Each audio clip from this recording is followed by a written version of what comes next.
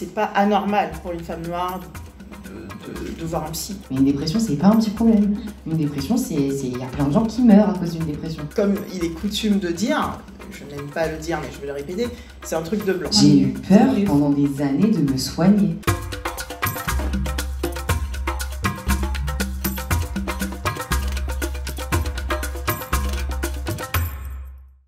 Aujourd'hui, vous êtes là pour le sujet de la santé mentale et des réseaux sociaux, qui, je pense, nous concerne toutes et tous. Et pour parler de ce sujet-là, je suis accompagnée de Jessica et de Cindy, qui sont toutes les deux concernées et qui sont des activistes de la santé mentale, que je vais laisser se présenter pour que vous puissiez comprendre pourquoi elles sont là aujourd'hui. Bonjour, je m'appelle Jessica Galland. Alors effectivement, je me définis comme plein de choses, et notamment comme une activiste de la santé mentale. Comme une autrice, j'ai écrit un livre qui s'appelle « Le jour où les femmes noires commenceront à guérir ». J'ai lancé une plateforme sur laquelle je démocratise le sujet de la santé mentale dans les communautés noires, notamment à destination des femmes noires. L'idée, c'est effectivement de débusquer la double stigmatisation qu'on a dans les communautés noires. Enfin, je pense que dans la société, de manière générale, on a déjà une stigmatisation concernant les troubles de la santé mentale. Mais dans les communautés noires, il y a encore un truc en plus. Alors, je m'appelle Cindy, j'ai 28 ans. Je suis ce qu'on pourrait appeler influenceuse, même si ce mot vraiment me dérange profondément.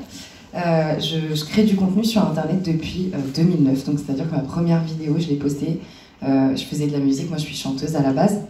Je l'ai postée, j'étais même pas en âge de le faire. Je pense que j'avais pas du tout l'âge d'être sur les réseaux.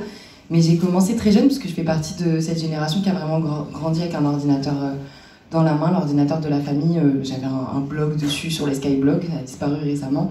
Et puis petit à petit, comme les réseaux m'ont suivi en grandissant, j'ai fait de la musique, j'ai fait Team BS notamment pour un des projets qui a été le plus solide, on va dire. Et puis après, je me suis dirigée plus sur... j'ai préféré avoir ma plateforme très vite, tu vois, m'assurer d'avoir l'endroit où moi je puisse dire les choses. Et il se trouve qu'en 2021, j'ai fait un énorme burn-out. Et une très très grosse dépression qui a suivi jusqu'à fin d'année dernière. Donc là, je vais mieux depuis quelques mois et ça fait plaisir d'être vivante et d'avoir envie d'être ici. Donc je trouvais ça très intéressant de venir échanger avec vous sur ces sujets. Merci beaucoup à toutes les deux, je suis sûre qu'on va passer un très très bon moment. Donc ouais, on aborde le sujet de la santé mentale parce qu'aujourd'hui, les réseaux sociaux, je pense que ça fait partie de la vie de quasiment tout le monde qui est ici aujourd'hui. Et la santé mentale, en fait, c'est de la santé. Donc on est toutes et tous concernés, encore une fois. Et ce qui se passe, c'est que nos temps devant les écrans sont de plus en plus longs. Effectivement, comme tu le disais, ça a un impact particulièrement négatif pour les plus jeunes, notamment les 18-24 ans qui sont, sur lesquels on observe vraiment les chiffres montrent que les enjeux de santé mentale, enfin la santé mentale se dégrade, mais c'est pour tous les Français de façon générale. Et on sait que l'exposition aux écrans et aux réseaux sociaux a un réel impact dessus. Donc là, l'idée aujourd'hui, c'est d'en parler, parce qu'encore une fois, toutes les deux, vous êtes concernés, que c'est un sujet qui nous concerne et qui peut nous toucher toutes et tous, et de voir, en fait, selon vos expériences, comment ça se passe pour vous, qu'est-ce que vous en savez et comment vous avez pu vivre certaines choses. Du coup, ma première question, c'est donc déjà à l'heure actuelle, toutes les deux, au vu de votre exposition et de ce que vous faites, on va commencer par toi, Cindy. C'est quoi les principaux défis que les réseaux sociaux représentent aujourd'hui dans ta vie ? Il y a beaucoup de défis et je pense qu'il y en a un qui nous concerne tous sur le fait de se comparer aux autres. C'est-à-dire que vraiment, ça c'est un truc que moi-même dans ma posture en plus d'influenceuse, genre je suis vraiment tout le temps en train de me dire alors qu'est-ce qui se fait, qu'est-ce que je pourrais faire, comment je pourrais faire. Et il y a des soirs où ça me met vraiment très très mal, on va pas se mentir, hein, c'est toujours compliqué de se dire on aimerait être à un endroit, on n'y est pas encore, ça paraît loin, le chemin semble long. Et à ce moment-là, c'est très simple, si tu veux vraiment de se comparer aux autres, donc ça c'est l'un des premiers défis, des choses que j'essaye d'arrêter de faire, parce qu'on est toutes et tous différents et on a toutes et tous quelque chose à partager et à dire.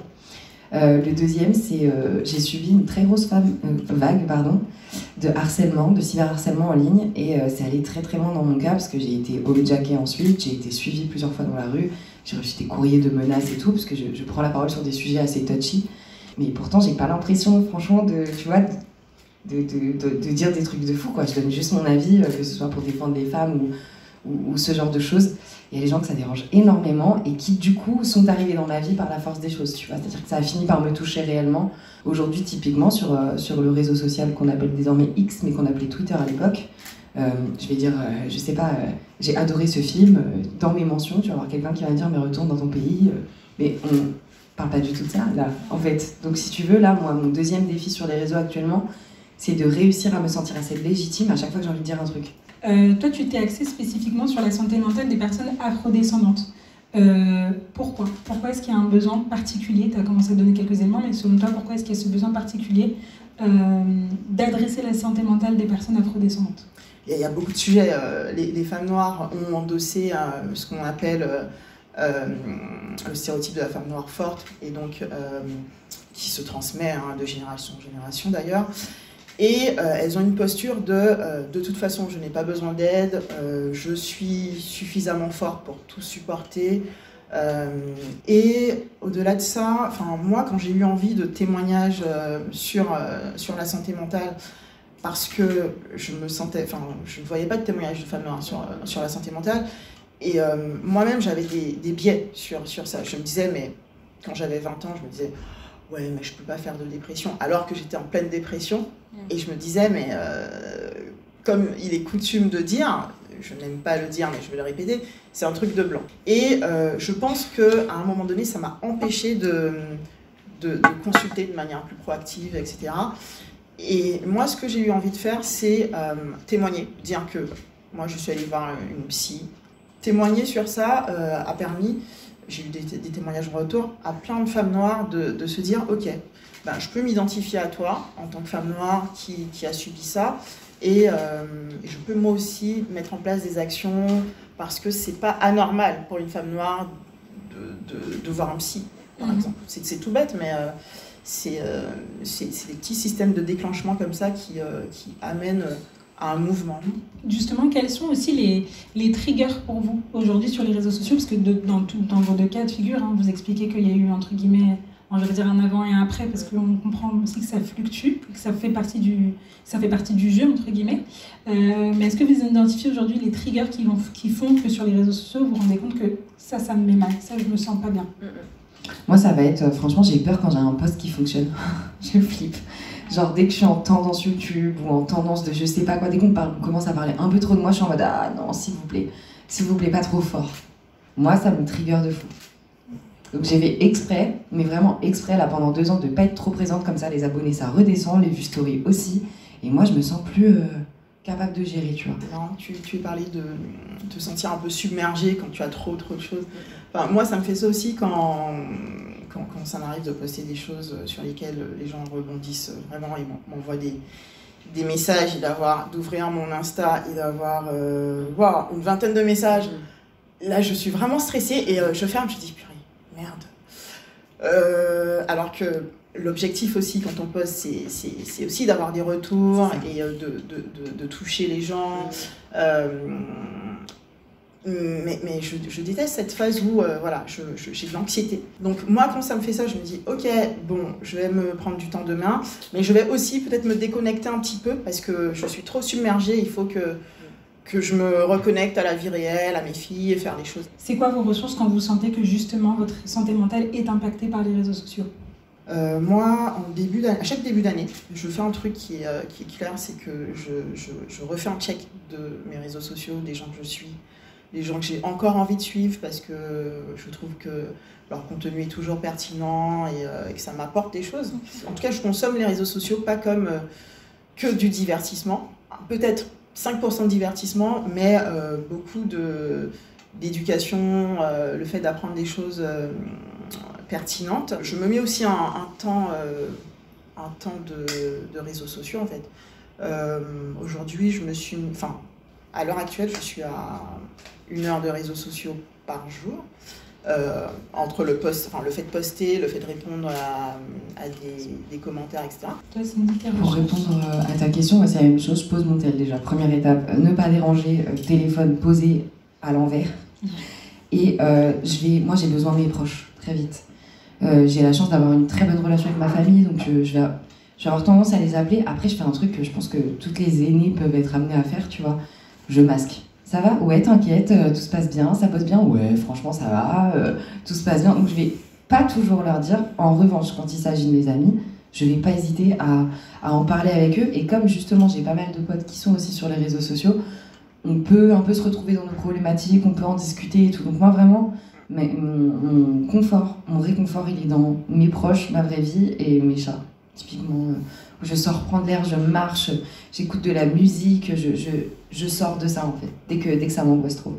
Et est-ce que, parce que du coup on a parlé beaucoup de trucs qui peuvent être un peu lourds, mais qui sont des réalités, hein, donc il faut en parler, tout n'est pas bisounours, mais est-ce que, à contrario, il y a des effets très positifs, ou positifs tout court, que les réseaux sociaux ont dans votre vie, et pourquoi pas sur votre santé mentale? Moi, ça m'a permis de faire de très très belles connexions, de me connecter à des femmes superbes, à des comptes qui m'ont apporté énormément de choses. En fait, ça m'a nourri dans le sens où ça m'a permis de m'exprimer, peut-être différemment de la manière dont je le fais au quotidien avec ma famille, mes amis. Dans tous les cas, ça m'a permis de développer mon activité, donc c'est très positif pour ça, et de diffuser mon message plus largement. Ça m'a aussi permis de bâtir, j'avais mis en place des cercles de femmes, et c'est grâce aux réseaux sociaux que les femmes se sont inscrites au cercle et qu'on a pu former une communauté de soutien, d'entraide. Et je pense que c'est hyper important. Moi, je trouve qu'on a beaucoup de talents dans le monde et que sur les réseaux sociaux, c'est le bon endroit pour les partager. Comme je vous disais, moi j'ai commencé par ça, c'était des covers sur YouTube. Mais je pense qu'Internet, c'est magique dans le sens où tu peux t'informer sur absolument tout, dans toutes les langues, en quelques secondes. Que ce soit sur la médecine, sur ce que tu ressens, sur les émotions, sur la cuisine, sur le jardinage, il y a toute cette richesse, si tu veux, c'est comme une énorme bibliothèque. Il y a quand même pas mal de livres pas ouf, mais il y en a vraiment des très très bons. Et du coup, c'est vraiment comme la vie en fait. Il y a un équilibre entre ce qui est bon et ce qui est mauvais, mais il y a beaucoup de bon. Ça a vraiment aidé, je pense, aussi à démocratiser le sujet de la santé mentale. Le féminisme aussi. Le féminisme aussi. Tous ces trucs-là, tu vois, dont ouais. on ne parlait pas avant. Et moi, je ne sais pas si vous avez remarqué, mais aujourd'hui, il y a beaucoup de psychologues qui parlent de santé mentale, qui vulgarisent des concepts ou qui les expliquent. Ça permet, je pense, à tout un chacun de se reconnaître dans certaines pathologies et de se dire ok, je me reconnais, je suis peut-être bipolaire ou que sais-je, et peut-être que il faut que je consulte. Je pense que ouais, ça libère la parole aussi. Avant-dernière question, parce que vous avez toutes les deux vécu une dépression, et je trouve que la dépression, c'est quelque chose qui est, même si on en parle encore une fois de plus en plus, qui n'est pas très bien compris. Qu'est-ce qui vous a permis de comprendre que vous étiez vous étiez en dépression, vraiment? Et la première étape, c'est quoi la première étape quand on voit les signes de la dépression qui se pointent? Qu'est-ce qu'on peut faire? On le fait pas tout de suite, mais en fait, dès qu'on commence à s'isoler, à moins répondre au téléphone, à moins avoir envie de faire des trucs qu'on aime faire d'habitude, et surtout quand ça commence à toucher le quotidien, le matin c'est de plus en plus dur de se lever, mais c'est aussi dur de trouver le sommeil. Quand prendre sa douche c'est un effort de fou, quand aller faire des courses, on reporte, on finit par y aller à la toute fin de semaine parce qu'il y a moins de monde. Tout ça là, tous ces signes de quand vivre et respirer ça commence à devenir un peu compliqué parce que tu as trop de choses dans ta tête, dès ce moment-là, faut pas hésiter. Maintenant il y a plein de psychologues. Sur Doctolib on trouve des rendez-vous en 2 secondes. Sur Care on peut carrément le faire depuis son téléphone. Il faut consulter. On ne se sort pas tout seul d'une dépression. Je pense vraiment, ou en tout cas ça va bien plus vite quand on est accompagné. Il faut parler. En fait on s'en sort pas si on parle pas. Et c'est pour ça que j'ai préféré parler fini, parce que je pense que le nombre de gens qui font des dépressions, qui s'en rendent pas compte, ou qui les traversent seuls parce que chacun a sa vie, en vrai, il y a aussi ça, tu vois, on a tous nos petits problèmes, mais une dépression, c'est pas un petit problème. Une dépression, il y a plein de gens qui meurent à cause d'une dépression. Donc vraiment, je pense que, et c'est pour ça que j'en parle beaucoup, il faut en parler. Et plein de crises d'angoisse à la suite, un trouble anxieux, le fait d'être angoissé, de sortir de chez soi, de l'anxiété sociale, tout ça, ça peut conduire à quelque chose de beaucoup plus sérieux à terme. Il faut en parler dès le départ. Quand on fait une dépression, on ne sait pas forcément mettre les mots sur ce qu'on vit, hein. Et donc c'est pour ça que c'est important de consulter déjà son médecin traitant. Oui. On n'est pas obligé d'aller voir un psychologue, parce que parfois il y a des gens qui ont vraiment du mal à se dire, à pousser la porte d'un psychologue. On peut éventuellement comprendre dans un premier temps, et ces personnes-là ils peuvent aller voir leur médecin traitant. Le médecin traitant est tout à fait habilité à donner un traitement. Une dépression et à donner un traitement, et ne surtout pas stigmatiser les traitements, se dire ah non, moi prendre des médocs et tout, non, c'est pas possible. J'ai fait 2 ans sous antidépresseurs, là, j'en sors. Le sevrage s'est très bien passé, je n'ai rien senti. Alors effectivement, quand j'avais mon traitement, je dormais un peu plus et je faisais des cauchemars, parce que la nuit, ton cerveau travaille un peu plus. Mais on n'est pas sur un truc... ça a tellement été diabolisé, mais vraiment le mot là est bien utilisé, tu vois. Oui, j'ai eu peur pendant des années de me soigner. C'est quand même une dinguerie. Quand tu te casses la jambe, tu mets un plâtre, t'immobilises, tu fais des kinés, de la rééducation et tu repars. On n'a pas ce truc de dire mais quoi, mais ma jambe avait été immobilisée pendant je sais pas combien de temps, je pourrais peut-être plus jamais la bouger. Non, on fait confiance. C'est pareil avec la santé mentale. Et justement, c'est pour ça que je parle aussi de mes traitements et tout, parce que j'aimerais bien déstigmatiser ça. Et même quand j'ai été traitée et que je commençais à aller mieux, je recevais des commentaires en mode non mais les médicaments, faut vraiment pas. Arrête de me dire ça. Tu n'es pas médecin. Ma dernière question, c'est comment est-ce qu'on peut, selon vous, encourager du coup une utilisation plus consciente et responsable des réseaux sociaux, justement pour préserver sa santé mentale au mieux? Je pense que ça passe par l'empathie. Je pense que tout passe par l'empathie aujourd'hui. Il faut savoir se mettre à la place des gens quand on va commenter quelque chose. Il faut se rappeler qu'on est tous des humains, c'est pas juste un pseudo. Et c'est pareil pour tout le monde là, pour le coup je parle pas seulement des personnalités publiques ou quoi que ce soit, on est des humains et on les change en tant qu'humains, déjà. Ensuite, encore une fois, faut pas hésiter à demander de l'aide. Si quelque chose résonne dans le discours de quelqu'un, si ça résonne en toi et que ça te parle, alors peut-être qu'il y a un morceau de solution à l'intérieur, va dans ta vraie vie faire les démarches, tu vois. Je pense que réellement c'est très important. Moi, je pense que ce serait bien qu'il y ait davantage d'éducation autour de comment utiliser les écrans, les réseaux sociaux, de permettre aux gens aussi d'avoir un esprit plus critique, surtout les jeunes. Je pense beaucoup aux jeunes parce que voilà, j'ai une fille de 13 ans, mais elle n'est pas encore sur les réseaux sociaux parce que pour moi, elle est encore trop jeune. Mais je sais qu'elle a des amis qui sont sur les réseaux sociaux et à cet âge-là, on n'a pas encore un esprit critique suffisamment développé. On est très impacté par les commentaires sur notre physique, par les photos filtrées. Donc je pense que c'est important d'inculquer, tu vois, cet esprit critique, ce recul vis-à-vis des réseaux sociaux, leur dire comment utiliser les réseaux sociaux. C'est comme pour tout, en fait, on s'éduque. Et il faut, je pense, éduquer les plus jeunes et nous-mêmes sur l'utilisation des réseaux sociaux, faire des pauses régulières.